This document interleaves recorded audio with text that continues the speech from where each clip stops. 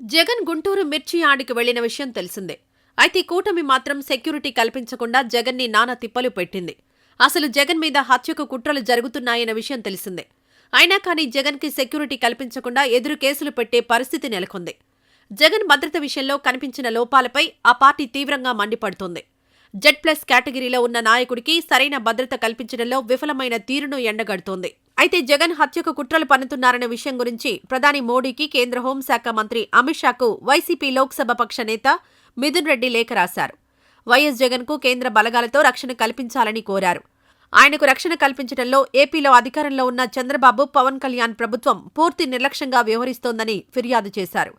YS Jagan నివాసం వద్ద ఇటీవల జరిగిన కొన్ని అవాంఛనీయ ఘటనలను కూడా మోదీ, అమిత్ షా దృష్టికి తీసుకువెళ్లారు. ఇవన్నీ కూడా కుట్రలో భాగమేనని ఆరోపించారు పెద్దిరెడ్డి మిథున్ రెడ్డి. వైఎస్ జగన్ ప్రాణాలకు ముప్పు ఉందంటూ ఆ లేఖలో ఆందోళన వ్యక్తం చేశారు. కూటమి ప్రభుత్వం ప్రజాస్వామ్య విధానాలకు తూట్లు పొడిచేలా ప్రవర్తిస్తున్న వైనాన్ని ఆయన వివరించారు. అలాగే జగన్ విషయంగా వైసీపీ నాయకులు రాజ్భవన్కు వెళ్లి గవర్నర్ అబ్దుల్ నజీర్ను సైతం కలిశారు. అయితే కూటమి ఏమంటోంది అంటే ఎన్నికల కోడ్ ఉందని చెప్పినా కూడా వినకుండా జగన్ గుంటూరు మిర్చి యార్డుకు వెళ్లారు అని చెప్పి తప్పించుకుంటోంది. ఎన్నికల కోడ్ అనేది విజయవాడలో కూడా ఉంది. మరి ఎన్నికల కోడ్ని ఉల్లంఘించి విజయవాడ ఇందిరాగాంధీ స్టేడియంలో music director Thaman musical night నిర్వహించారు. మరి ఈ కార్యక్రమం కోడ్ ఉల్లంఘన కింద రాదా అని పలువురు ప్రజలు కూడా కూటమి ప్రభుత్వాన్ని ప్రశ్నిస్తున్నారు. అయితే మిథున్ రెడ్డి రాసిన లేఖకు కేంద్ర హోంశాఖ వివరణ ఇవ్వాలంటూ రాష్ట్ర ప్రభుత్వాన్ని కోరింది. అలాగే జగన్కి ఎలాంటి భద్రత కల్పించారనే విషయం మీద రాష్ట్ర డీజీపీని కూడా వివరణ కోరింది.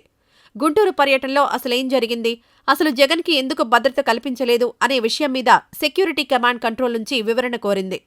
ఎందుకు అసలు ఇంత భద్రతా వైఫల్యం జరిగింది అనే విషయం మీద కేంద్రం సీరియస్గా ఉంది. ఎందుకంటే రాబోయే రోజుల్లో ఈ ఎఫెక్ట్ కేంద్రం మీద కూడా పడే అవకాశం ఉండడంతో కేంద్రం కూడా ఇప్పుడు అప్రమత్తమైంది అన్న విషయం తెలుస్తోంది.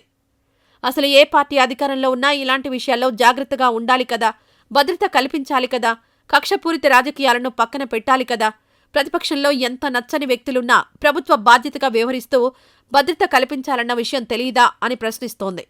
అసలు దీనికి కారణమైన వాళ్లు ఎవరు అని ప్రశ్నించింది. జగన్కు భద్రత కల్పించడంలో ఎందుకు ఇంత నిర్లక్ష్యం వహించారు అంటూ రాష్ట్ర ప్రభుత్వం మీద మండిపడింది కేంద్రం. ఇదే ఫస్ట్ అండ్ లాస్ట్ వార్నింగ్ అంటూ రాష్ట్ర ప్రభుత్వానికి క్లియర్గా చెప్పింది.